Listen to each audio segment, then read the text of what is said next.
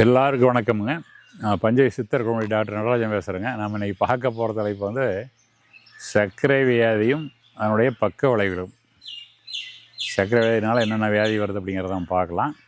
அதுதான் இப்போ எல்லாத்துக்கும் நிறையா இதனால தான் பாதிப்பு வருதுங்க. சர்க்கரை வியாதினால் அவருடைய பாதிப்புனால தான் நிறைய பேர் ரொம்ப சிரமப்படுறாங்க. சர்க்கரை வியாதியில் ஒரு 4-5 வகையான பாதிப்புகள் இருக்குது. பாத்துக்கு போகிற ரத்த ஓட்டம் சுருங்கி போய் ரத்த குழாயில் சுருங்கி போய் காலுக்கு ரத்த ஓட்டம் இருக்காது. பாதம் வந்ததுன்னா என்ன ஆகும்னா முதல்ல சர்க்கரை கண்ட்ரோல் இல்லைன்னா பெருவிரலில் புண்ணு வரும். பெருவிரலில் புண்ணு உள்ளே போய் அந்த எலும்பு அரைச்சிடும். கால் பெருவிரலில் எலும்பு அரைச்சிட்டு தான் பெருவிரல் எடுத்துருவாங்க. காப்பாற்ற முடியாது. ஆரம்பத்திலே பார்த்தா ஓரளவு காப்பாற்ற முடியாது. ஏன்னா சர்க்கரை அதிகமாக இருக்கும். 200, 300, 400 வச்சுருப்பாங்க. சொன்னால் கேட்க மாட்டாங்க. சப்பாத்தியமாக இருக்க மாட்டாங்க. மருந்து ஒழுங்காக எடுத்துக்க மாட்டாங்க. ஒன்று. ரெண்டாவது கிட்னி பாதிக்குங்க. கிட்னி ஃபெயிலியர் ஆயிரும். அப்புறம் டயாலிசிஸ் பண்ணணும், கிட்னி மாற்றணும். ரெண்டாவது. மூணாவது இருதயத்துக்கு போகிற ரத்த குழாயெல்லாம் கொரோனரி ஆர்டரி டிசீஸ்ன்னு சொல்லுவாங்க. அதெல்லாம் உள்ள அந்த கொழுப்புகள்லாம் கட்டி அடைச்சிட்டு தான் மாரடை போகிறோம். பைபாஸ் பண்ணணும், இல்லை ஸ்டெண்ட் வைப்பாங்க. பெரிய கஷ்டம். இதெல்லாம் ஃபஸ்ட் அட்டாக்லேயே நிறைய பேர் இறந்தும் போயிடுறாங்க. அது நிறைய நடக்குது. எல்லோரும் தப்புறதில்லை ஹார்ட் அட்டாக்கள். அப்புறம் அடுத்தது பார்த்திங்கன்னா மூளைக்கு போகிற நரம்பு ரத்த குழாயில் சுருங்கி போய் பக்கவாதம், ஸ்ட்ரோக் அப்படின்னு வருது. ஒரு சைடு கையால் வராது, பேச்சு வராது, வாய் ரொக்கம் இழுத்துக்கும். அது பக்கவாதம். அப்போது இந்த நாள் ரொம்ப பெரிய பாதிப்புகள். இது இல்லாமல் சின்ன சின்ன பாதிப்புலாம் நிறைய இருக்குது. நிறைய பேருக்கு ஊரல் வரும், அரிப்பு வரும், அப்புறம் சரியாக பசி ஆகாது, குடலில் கோளாறாயிரும், ஜீரணம் சரியாகாது, மலச்சிக்கல் வரும். இது மாதிரி ஏகப்பட்ட பாதிப்பு இருக்குது. முதல்ல சொன்ன நாள் தான் முக்கியமான பாதிப்பு. அதை பற்றி நம்ம ஒவ்வொன்றா பார்க்கலாம். அதிகமாக வரக்கூடியது பாத்துக்கு போகிற ரத்த குழாயில் என்ன ஆகும் அப்படின்னா, சர்க்கரை கண்ட்ரோல் இல்லைன்னா பாத்துக்கு போகிற ரத்த குழாயெல்லாம் அப்படியே சுருங்கிட்டே வந்துடும். சுருங்கிட்டே கடைசியாக விரலுக்கு போகிற ரத்த குழாய் என்ன ஆகும்னா, அதெல்லாம் ரொம்ப ரத்த குழாய் ரொம்ப சின்ன ரத்த குழாயாக இருக்கும். சின்ன ரத்த குழாய் மைக்ரோ லெவலில் ரொம்ப சின்ன ரத்த குழாய் இந்த வேறு மாதிரி ரொம்ப சின்ன ரத்த குழாயாக இருக்கும். மைக்ரோவாசல்ஸ்ன்னு சொல்லுவாங்க. அதெல்லாம் அடைச்சிடும். அது அடைச்சிதுன்னா விரலில் ஒன்றா புண்ணாச்சுன்னா புண்ணு ஆறாவது உள்ளே புறத்து போய் விரல் எடுத்துருவாங்க. அப்புறம் அதுக்கு மேலே வச்சுன்னா பார்த்து எடுப்பாங்க. ஒன்றா மாறி வரும். புண்ணு சாமானியமாக வராது. அப்புறம் ரெண்டாவது என்ன பண்ணணும்னா, ரத்தோட சரியாக விட நாளாக அந்த கால் கரையின்னு போயிடும், கருப்பாயிரும், கறி கட்டியாட்டாயிரும். அப்போ இந்த இடத்துல ரத்த ஓட்டம் இருக்குது, அதோட கட் பண்ணி எடுத்துருவாங்க.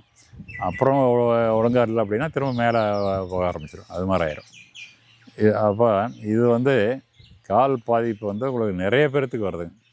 அந்த முறை டாக்டர் காலை எடுத்துட்டான்னு சொல்லலாம், ஐயோன்னு அழுதுட்டு திரும்ப வருவாங்க. அதை காப்பாற்றுங்கன்னு வருவாங்க. நம்மகிட்ட நிறைய பேர் காப்பாற்றி இருக்கிறோம். எலும்பு ரொம்ப அரிச்சுன்னா ஒன்றும் பண்ண முடியாதுங்க, உள்ளே போயிடும். அப்புறம் எலும்பு எடுத்துட்டோம்னா அப்புறம் விரல சதக ஆடிட்டு இருக்க ஒன்றும் பண்ண முடியாது.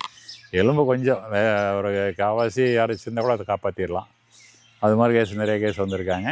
அதுக்கு நம்ம உணவு கட்டுப்பாடு பண்ணி இன்சுலின்லாம் ஒரே ஒரு 4-5 நாள் ஒரு வாரத்தில் நிறுத்திடுவோம். அந்தளவுக்கு கொண்டு வந்துடுவோம். சாப்பாடெலாம் கரெக்ட் பண்ணுற போது, நம்ம மருந்துலாம் கொடுக்குற போது, அமெரிக்கான மருந்து அமிர்தம் செஞ்சு மற்ற மருந்துலாம் கொடுக்குற போது கொஞ்சம் வரலாம். புண்ணை 1 மாதத்தில் ஆற்றிடலாம். காலையில் எவ்வளோ பெரிய புண்ணு இருந்தாலும் 1 மாதத்தில் புண்ணை ஆற்றிடலாம். ஆனால் அவங்க சொன்னோடைய கேட்கணும். நம்ம சொல்கிற மாதிரி உணவெல்லாம் கரெக்ட் பண்ணிவிட்டு கரெக்டாக அது பண்ணாங்கன்னா குணப்படுத்திடலாம். அப்போ இது என்ன பாதிப்பு வருது அப்படின்னா, விரலில் ஒரு விரல் இல்லை அப்படின்னா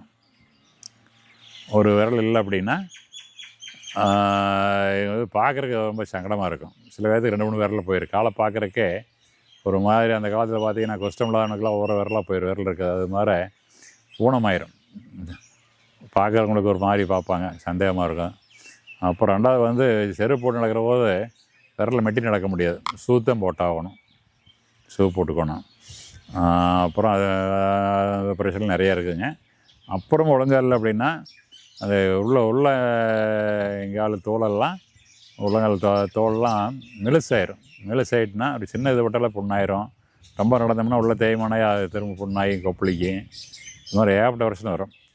அதே கவனிக்காமட்டோம்னா என்ன பண்ணணும் அப்படின்னா, கால் மரம்னு போயிடும், மரத்து போயிடும், உணர்ச்சி இருக்காது. நீங்கள் எங்காலும் போய் செருப்புலாம் போனீங்கன்னா இந்த வெயில் காலத்தில் சிமெண்ட்டு தரையில் வெயிலாக இருந்ததுன்னா உங்களுக்கு உணர்ச்சி தெரியாது. செருப்புலாம் உங்களுக்கு தெரியாது, சுட தெரியாது. அப்புறம் அந்த ஒரு வாரத்தை சாயங்காலம் பார்த்தா கால் புறம் கொப்பளிச்சுக்கும், புண்ணாயிரும், உணர்ச்சி இருக்காது. இது ஒன்று. இந்த நரம்பெல்லாம் வேக்காகி உணர்ச்சி வராது. பெரிபெரல் நியூரைட்டிஸ்ன்னு சொல்கிறது. அதுக்கப்புறம் பார்த்தீங்கன்னா என்ன ஆகும்னா, அப்புறம் வந்து அதுலேயே வந்து என்ன ஆகும்னா எரிச்சு பாதமெல்லாம் எரிய ஆரம்பிச்சிடும். மரமரப்பு ஒரு பிரச்சனை, ரெண்டாவது எரிய ஆரம்பிச்சிடும். எரிய ஆரம்பிச்சிருந்தா 2 பாதமே திபு திபுன்னு எரியும். பிறகு மாத்திரைலாம் கொடுப்பாங்க, நிறைய மாத்திரை இருக்குது, அதெல்லாம் கொடுத்து எரியாமல் பெரிய கஷ்டம். அப்போவுமே எரியும், காலை வந்து நெருப்பில் வச்ச மாதிரியே இருக்குது, தூங்க முடியாது.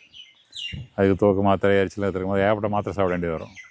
ரொம்ப ரொம்ப கஷ்டம். அதுதான் நரகம்னு சொல்கிறது அதுதான். பயங்கரமாக எரிச்சு பிடிச்சி நெருப்பில் போட்டு தூக்கி போடுற மாதிரி அது வரும். அது வந்து ரொம்ப கொடுமை. அப்புறம் இதெல்லாம் இந்த பிரச்சனைலாம் இருக்கணும். தூக்கம் சரி வராது. தூக்கம் சரியாகலாம் சர்க்கரை ஏறும், ஆரோக்கியம் குறையும், ஜீரணம் சரியாகாது. இது எல்லாத்துக்கும் ஒரே வழி வந்து நம்ம உணவை குறைச்சி சர்க்கரை குறைக்கணும். முதல்ல சர்க்கரை குறைக்கிறதுக்கு நம்ம சொல்கிறபடி காலையில் இரவும் இயற்கை உணவுகளை சாப்பிட்டு, சமையல் பண்ணாத உணவுகளை சாப்பிட்டு, பழங்கள், பச்சை காய்கறிகள், தேங்காய், பாதாம், பிஸ்தா, நட்ஸு, கொட்டைகள், இது மாதிரிலாம் சாப்பிட்டோம்னா இது பண்ணிடலாம். இரவு அதே மாதிரி வந்து பச்சை காய்கறிகள், முளைக்கட்டின பயிர், தேங்காய், பழம், இது மாதிரி இதெல்லாம் சாப்பிட்டோம்னா சர்க்கரை சீக்கிரம் குணமாயிரும். மதியம் ஒரு நேரம் மட்டும் இயற்கை உணவு சமையல் பண்ணி சாப்பிட்டுக்கலாம். அது மாதிரி சாப்பிட்றது என்ன ஆகும் அப்படின்னா, கணை வந்து திரும்ப வேலை செய்ய ஆரம்பிச்சிடும். கணை நல்லா வேலை செய்ய ஆரம்பிச்சிடும், இன்சுலின் தானே சுரக்க ஆரம்பிச்சிடும். வெளியிருந்து நீங்கள் மாத்திரை சாப்பிடுவோ இன்சுலின் போட தேவையே இருக்காது. அப்போ வந்து காலில் எந்த பாதிப்பு வந்தாலும் புண்ணாறுனா புண்ணாறிடும், ரத்த குழாய் சுருங்கி தான் அது விரிஞ்சிக்கும்.